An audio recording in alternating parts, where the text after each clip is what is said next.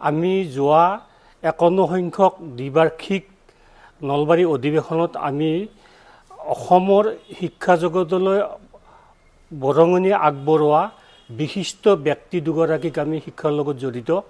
আমি বিদ্যাদৈনিক আনন্দৰাম বৰুৱা বিদ্যাদৈনিক বঁটা আৰু বাণীকান্ত ডক্টৰ বাণীকান্ত কাকতি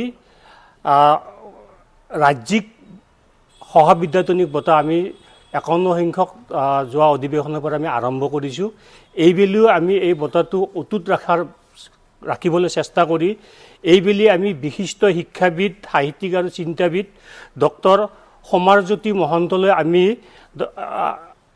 আনন্দৰাম বৰুৱা ৰাজ্যিক বিদ্যাদৈনিক বঁটাটো আমি আগবঢ়াইছোঁ। আৰু ঠিক তেনেকুৱাকৈ ভাষা সাহিত্যৰ সাধক লিখক শিক্ষাপতি যোগেশ কিশোৰ ফুকনদেৱলৈ আমি ৰাজ্যিক পৰ্যায়ৰ সহবিদ্যাদৈনিক বঁটাটো আগবঢ়াইছোঁ। এই অধিৱেশনখনত আমাৰ এই 52 সংখ্যক শিৱসাগৰ আৰু চৰাইদেউ জিলাৰ আতিথ্যত আমাৰ অহা 20, 21, 22 মাৰ্চত এই অধিৱেশনখন অনুষ্ঠিত হ'ব। অহা 21 মাৰ্চৰ আমাৰ যিটো আমাৰ মুকলি অধিৱেশন থাকিব, এই মুকলি অধিৱেশনত আমি আমাৰ মুখ্যমন্ত্ৰী মহোদয় আৰু শিক্ষামন্ত্ৰী মহোদয়ৰ উপস্থিতিত এই বঁটাটো আমি প্ৰদান কৰাৰ আমি এটা চেষ্টা হাতত লৈছোঁ। আৰু এইফালৰ পৰা আমাৰ যিখন আমাৰ শিৱসাগৰ আৰু চৰাইদেউ জিলাৰ সৌজন্যত এখন বৃহৎ পৰিমাণৰ এখন মানে কি কয় অভ্যৰ্থনা সমিতি গঠন কৰা হৈছে। আৰু এই অভ্যৰ্থনা সমিতিৰ ফালৰ পৰাও আমাৰ বিশিষ্ট উদ্যমী সমাজসেৱক ময়ূৰ হাজৰিকাদেৱে ইয়াত ময়ূৰ বৰগোহাঁইদেৱে ইয়াতে আমাৰ সভাপতিৰ আসন গ্ৰহণ কৰিছে।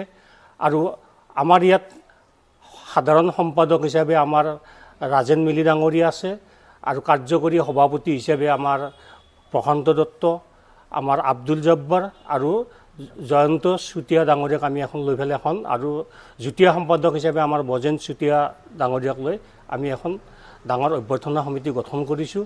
আৰু এই আমাৰ অধিৱেশনত বিশেষকৈ আমাক ইতিমধ্যে আমাৰ লগত কথা হৈছে যে আমাৰ এই অধিৱেশনত আমাৰ আৰু দুগৰাকী মন্ত্ৰী আমাৰ ইয়াত উপস্থিত থাকিব।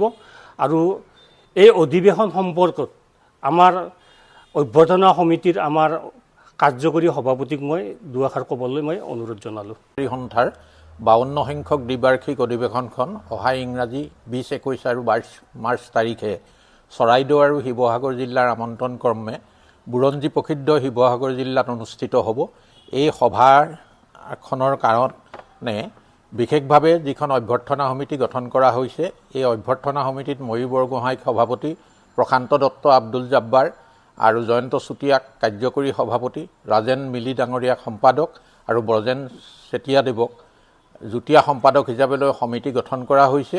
এই অধিৱেশনৰ মুকলি সভালৈ অসমৰ সন্মানীয় মুখ্যমন্ত্ৰী, শিক্ষামন্ত্ৰীকে প্ৰমুখ্য কৰি আমাৰ কেবিনেট মন্ত্ৰী যোগেন মোহন ডাঙৰীয়া আৰু বিমল বৰাকো আমন্ত্ৰণ জনোৱা হৈছে। তেখেতসকলে উপস্থিত থকাৰ আমাক প্ৰতিশ্ৰুতি, আৰু পবিত্ৰ মাঘৰিতা ডাঙৰীয়া উপস্থিত থাকিব ইয়াত।